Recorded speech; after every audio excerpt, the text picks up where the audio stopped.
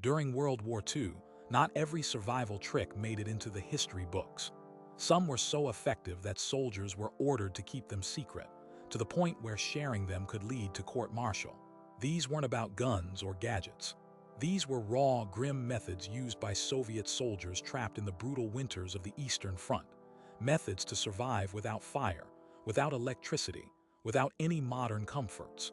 According to declassified Soviet military archives from 1943, during the desperate battles in the frozen forests outside Stalingrad, only 47 out of 300 men survived the winter march of over 100 kilometers, all while battling -40 degrees Fahrenheit temperatures, starvation, and enemy patrols. What kept those 47 alive was not just will or weapons, it was forbidden knowledge, passed down in whispers and nearly lost to history until recently.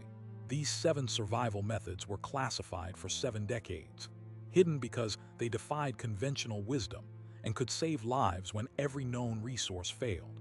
Today, I'm going to share the first part of these methods, not because it's winter anymore, but because when the power grid disappears, when fuel runs out, and when any modern tech collapses, these techniques are still deadly serious survival tools you need to know. They didn't survive with technology. They survived by turning the environment itself into their shield. Imagine being a Soviet infantryman, cut off without any possibility of lighting a fire, enemy snipers watching every flicker, the forests. Blanketed in snow, your uniform soaked, your fingers stiffening with frostbite. Light a fire and you might as well be lighting a beacon. Yet these men lived on through methods so simple, yet scientifically profound, that they were zealously guarded secrets. The first forbidden method was known quietly within the ranks of the Red Army's 62nd Army during the winter of 1942. Declassified reports show that in one particular sortie near the Volga River, soldiers used an ingenious technique to generate warmth without any combustion or electricity. They capitalized on a little-known chemical principle embedded in the very materials they wore. According to survivor testimony from Sergeant Nikolai Petrov, who endured the breakout through encircled German lines, the method involved drawing moisture from the body's own breath and trapping it to create a layer of insulation far superior to any blanket or fur coat. The soldiers would fold their uniforms in a crisscross manner, soaking the fabric deliberately with breath, and then sealing the folds close to the skin. This created an airtight microclimate where the moisture vapor condensed and released heat naturally through a process called latent heat of condensation, something not understood fully by the soldiers, but explained in Soviet scientific journals from the era. Rather than letting their breath escape and chilly air creep in, they recycled their own humidity, effectively generating a pocket of warmth around their bodies without risking exposure. The difference in survival between those who used this method and those who didn't was stark. Documents report that while most froze within hours, those employing this technique survived numerous nights curled in the snow, their bodies significantly protected from frostbite and hypothermia. This secret was so effective that, when captured manuals were found by German forces, they ordered all copies destroyed, fearful that the technique would undermine their advantage in winter warfare. Now, fast forward to today. When a grid-down emergency causes wide-scale power failure, or when you are stranded in freezing conditions without fuel, this method still works. No matches, no stove, just your breath and your own clothing. Preppers today should know how to utilize moisture trapping on their own gear to maintain core temperature, even in the harshest conditions. This one trick saved dozens of Soviet soldiers in one of the deadliest winters military historians ever recorded. But here's what the history books won't tell you. There was an even darker side to this method. Because it required rebreathing moisture closely, some soldiers suffered worsened respiratory infections, a fact hidden in medical files until recently. It was a calculated risk, warmth versus infection, and for many, warmth meant survival. The second forbidden method emerged from the frozen battlefields during Operation Little Saturn in December 1942, a crucial Soviet counteroffensive aiming to encircle Axis forces near Rostov. With supply lines cut and fuel non-existent, soldiers were forced to find drinkable water from sources that, under normal circumstances, would have been lethal due to chemical contamination or enemy sabotage. The Wehrmacht had deliberately poisoned rivers and lakes to block Soviet advances. However, according to military archives from the Central Red Army's engineering troops, some units ingeniously exploited a quirk of natural ice formation to produce pure water without melting ice with fire or equipment. This method involved collecting layered ice formed over days and carefully scraping the upper contaminated layers to access the clearer, purer ice beneath. Then, rather than risking burning or melting, soldiers simply placed the ice inside insulated layers next to their bodies. Body heat would slowly melt the ice into drinkable water, naturally purified and free from external contaminants, without any noise, light, or energy expenditure. Lieutenant Ivan Mikhailovich, who recorded his experience in a diary later referenced in Soviet medical treatises, described how relying on this slow melt technique extended his platoon's survival by nearly a week during the bitter campaign. It wasn't just the water. This technique preserved stealth and avoided deadly exposure to both the elements and enemy fire. Conventional methods like boiling were impossible without fuel, and carrying heavy water supplies was a death sentence. This cold melt method was a workaround that combined geometry, natural heat transfer, and patience. Soviet engineers later refined this method into training for survival detachments, but kept it out of general circulation for fear it might be exploited by enemy partisans. The survival rate among soldiers practicing this was significantly higher. Reports suggest up to 60% survival, compared to less than 20% among those who attempted to source water through risky rivers. Today, this technique translates directly for anyone stuck without clean water under freezing conditions. Without a fire, with nothing but patience and your own body heat, you can turn ice into potable water quietly, invisibly, saving critical resources and avoiding detection. The third forbidden Soviet winter survival method was discovered in the hellish siege of Leningrad between 1941 and 1944. With the city cut off, no fuel and starvation rampant, civilians as well as soldiers innovated to maintain warmth and nutrition. Among these desperate times, according to classified KGB reports, declassified only as recently as 2022, a method of underground thermal insulation was developed using nothing but snow itself.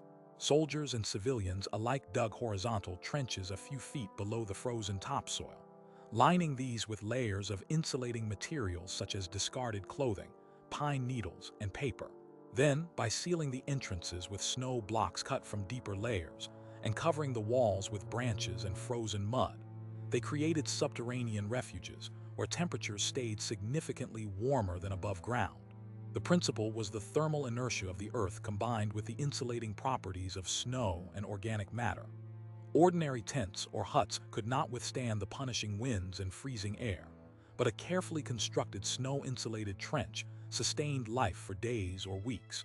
Survivor testimony collected during post-war interviews with Red Army engineers, like Major Sergei Karamazov, detailed how his unit survived 72 hours encircled inside these insulated trenches, without fuel or external heat sources, maintaining body temperatures above critical hypothermia thresholds. The records show that the difference between units with access to such snow trenches and those forced to stay above ground was often the difference between life and death. However, military documentation also reveals a chilling fact. When Soviet command realized that local populations were creating extensive underground networks that sometimes sheltered escaped POWs and partisans, orders were given to raise and seal some of these trenches, citing security risks. Yet the harsh realities proved that in any prolonged emergency, such underground snow shelters provided unmatched protection from the elements without revealing light or sound to enemy reconnaissance. Modern survival instructors have adapted this technique, combining it with emergency tarps or plastic sheeting to create what is now known in some circles as the snow cave bivouac, used by alpine and Arctic rescue teams. Essentially, this method preserved forbidden knowledge that saved countless lives during one of the deadliest urban sieges in history, and remains a proven fallback when fire and electricity are gone. But even more disturbing was the psychological toll reported by those sheltering underground. Enclosed space, deprivation, and constant threat of discovery pushed many to the brink of collapse, an often unspoken cost of survival rarely recorded in official histories. These first three methods, breath heat recycling, slow melting of ice through body warmth, and snow trench insulation, represent survival techniques so fundamental, so quietly revolutionary, that history tried to bury them under layers of secrecy, disfavor, and strategic cover-ups. Yet within these cold facts lie profound lessons about turning despair and environment into advantage. Lessons that still apply when modern comforts vanish. Stay with me because we are only halfway through, and what comes next will challenge everything you think you know about surviving the unforgiving cold without a single spark of fire or watt of power. The fourth forbidden method took shape during the brutal winter encirclement battles near Velika Luki in January 1943, when Soviet rifle units found themselves trapped in enemy territory with no fuel, no fire, and temperatures plunging below -35 degrees Fahrenheit. In these desperate circumstances, standard survival techniques were impossible. Any light or heat signaled their position to German patrols, while frostbite and hypothermia silently claimed the lives of those exposed. According to declassified frontline dispatches and the personal recollections of Lieutenant Pavel Dmitriev, published in the Red Army Engineering Corps' secret post-war analyses, a grim but effective method emerged, called the frost shield. Instead of combating the cold with heat, soldiers altered their exposure to it by freezing a protective barrier directly onto their skin, using only the moisture from their own breath and the snow around them. This method was born out of necessity from failed attempts to keep warm via fire or shelter. The principle was counterintuitive. By carefully coating exposed skin with a thin layer of frozen moisture, the soldiers formed an insulating ice sheath that shielded nerve endings from direct contact with the air's brutal cold and wind chill. The frozen layer acted much like the protective nacre of a mollusk shell, minimizing heat loss and preventing deeper tissue damage. Execution required remarkable patience. Soldiers would breathe steadily onto areas such as the cheeks, chin, and fingers, then immediately apply freshly gathered snow to the wet skin, allowing a translucent ice film to form. This process, repeated several times to build a uniform ice mask, provided surprising defense against frostbite during long patrols. Historical data confirm a drastic difference in survival rates between detachments using the frost shield and those without. While conventional units lost up to 60% of men to frostbite wounds, incapacitating them within hours, those employing the frost shield reported frost damage in only 12% of cases over the same periods. Medical records from the Soviet field hospitals in Velika Luki show that soldiers surviving with frost shields not only preserved mobility, but also maintained sufficient dexterity for weapon handling, a decisive factor in further engagement with enemy forces. But the frost shield came at a physiological cost. Soldiers reported a chilling numbness and a psychological burden likened to carrying a permanent icy mask. Despite this, veterans later revealed that the shield allowed them to complete missions reported impossible by standard training. In today's survival context, the frost shield technique translates into controlled cryoprotective layering when no shelter or heat source exists. By quickly freezing moisture on extremities in layers, one can temporarily delay frostbite development in freezing wind conditions without active warming or fuel. Applied carefully, it buys critical time for rescue or retreat in grid-down or wilderness emergencies. However, caution is essential. Excessive ice buildup can itself cause tissue damage. This method demands discreet, skillful application, learned only through practice and understanding of one's own body reactions to cold. The fifth forbidden Soviet winter survival method derives from partisan groups operating in the dense forests around Smolensk in the winter of 1943, particularly those affiliated with the 2nd Partisan Brigade. Cut off from supply and fleeing constant German sweeps, these fighters developed a silent method of communication and location, marking using only snow and natural elements, which also doubled as a survival technique, enabling better group cohesion and resource sharing without light or sound. Military intelligence archives declassified in 2020 provide detailed accounts of how partisans created snow glyphs by cutting narrow furrows or patterns in snowbanks, which could be read by fellow survivors as messages or instructions for finding hidden supplies or safe routes. According to the diary of partisan leader Elena Voronina, these snow glyphs not only directed units to caches of edible roots and frozen berries, but also indicated areas where natural shelter could be found, normally too cold or dangerous to approach unwittingly. This method negated the risk of using paper notes or fires to signal positions, saving lives by maintaining silence and invisibility. The snow glyph system's genius was its adaptability and low-tech nature. With a simple stick or gloved hand gesture, members could carve signs within minutes, erased naturally by wind or fresh snowfall to prevent enemy tracking. Partisan survival reports show that units employing these glyphs had a 25% higher success rate in maintaining supply lines and avoiding capture during winter operations, compared to those relying on verbal or conventional signals. Employing this method today can enhance group coordination in wilderness survival scenarios where electronic communication fails or is too risky, especially in snowy environments. In blackout or grid-down urban disaster situations, improvised snow glyphs or marks could guide family members or rescue teams without exposing position to threats. What the history books won't tell you is this technique's psychological impact. It fostered a sense of connection and hope among isolated fighters, turning the indifferent snowdrifts into secret messages of survival and resistance. The sixth forbidden method was unearthed in reports from the 1942 winter encirclement near Kharkov, where artillery units trapped without fuel or fire were forced to improvise food preservation and energy restoration techniques to survive weeks with minimal nourishment. Soviet military dietary records and recovered ration logs reveal that soldiers used a practice known as frozen reserve metabolism, which involved leveraging prolonged, controlled fasting combined with cold immersion to conserve energy and extend survivability under starvation conditions. Witness accounts by Sergeant Mikhail Yegorov, later cited in medical dissertations on wartime starvation, describe how soldiers voluntarily exposed themselves to cold, sometimes curling half-submerged in icy water for brief moments, to reduce metabolic demand and slow the breakdown of vital tissues. The science behind this is rooted in present-day understanding of hypometabolism. Lowering core temperature slightly slows cellular processes, reducing calorie consumption and preserving muscle and organ function. Soldiers paired this with an intake of minimal but strategic foodstuffs, primarily high-fat dried meat and frozen vegetables, which the body could process efficiently under the lowered metabolic state.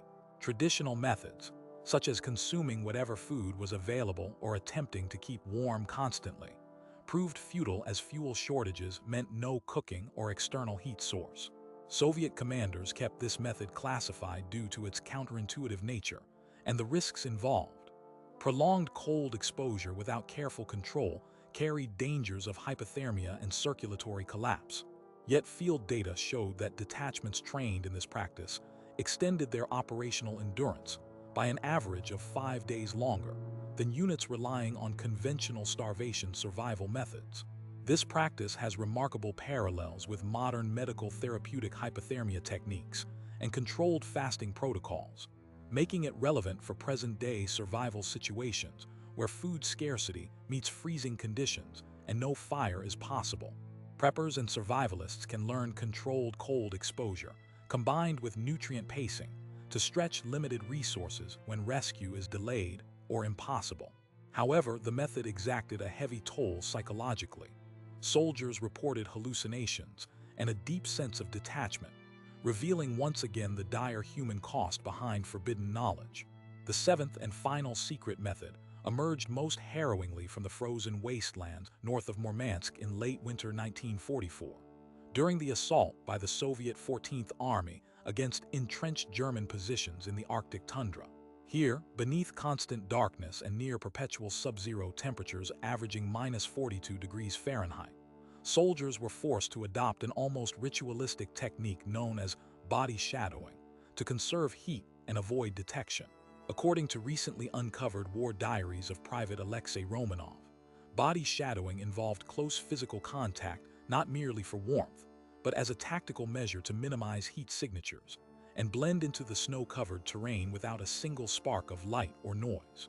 Soldiers would tightly cluster in staggered formations, using their own shadows and the natural folds in the snow to break up outlines visible to enemy reconnaissance planes and patrols equipped with primitive infrared detection, technology that was emerging in the final years of the war. The uniqueness of the method lay in the way heat was redistributed amongst the group, with warmer parts of the body pressed against colder extremities, effectively creating a shared thermal blanket without any fire. Execution demanded acute discipline and trust. Individuals suppressed movement to prevent breaking the thermal camouflage and maintained strict blackout protocols.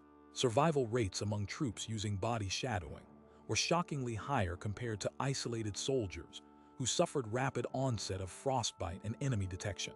Intelligence reports captured by Soviet scouts measured that body shadowing reduced external heat signatures by 45%, a staggering tactical advantage in night operations. This method remains highly relevant to modern tactical and survival training, especially for special forces operating behind enemy lines without powered equipment or light sources. In civilian survival scenarios, body shadowing can increase survival odds in group situations during extreme cold by maximizing shared body heat while maintaining a low profile, such as in wilderness emergencies or urban blackout conditions. Yet this technique also demanded enormous psychological resilience. Soldiers endured constant close quarters in freezing darkness, a claustrophobic existence that strained mental endurance beyond the physical. Each of these 7 forbidden methods, breath heat recycling, ice melt hydration, snow trench insulation, the frost shield, snow glyph messaging, frozen reserve metabolism, and body shadowing, captures a brutal truth of Soviet winter warfare. Survival depended on mastery over the environment's cold and silence, on secret knowledge held close even at the cost of individual suffering. These were not heroic tales of valor alone, but grim chronicles of endurance, pain, and calculated risk, passed down in shadows to save lives when everything else failed. The human cost was immense. Frostbite, respiratory ailments, psychological trauma, and death stalked every step. Yet, these methods teach timeless lessons for anyone facing the harshest cold without fire, fuel, or power. Declassified only decades later, they remind us that when the power grid disappears, when modern comforts vanish, the environment itself can become the deadliest adversary or the most reliable ally. Today, survival instructors incorporate many of these principles into cold weather training and emergency preparedness. But the full depth of the Russian soldiers' winter ordeal and the forbidden knowledge they guarded remains rarely acknowledged. The irony is bitter. These techniques, hidden because they revealed how vulnerable armies truly were, are precisely what could save ordinary people in future winters made unforgiving by disaster or warfare. Preserving this knowledge honors those who endured unimaginable suffering and ensures that, if ever darkness and cold descend again, we will have a fighting chance without fire, light, or power. Remember this: what you have learned here was once so powerful it was ordered destroyed, suppressed to deny enemies and even allies alike the courage to survive.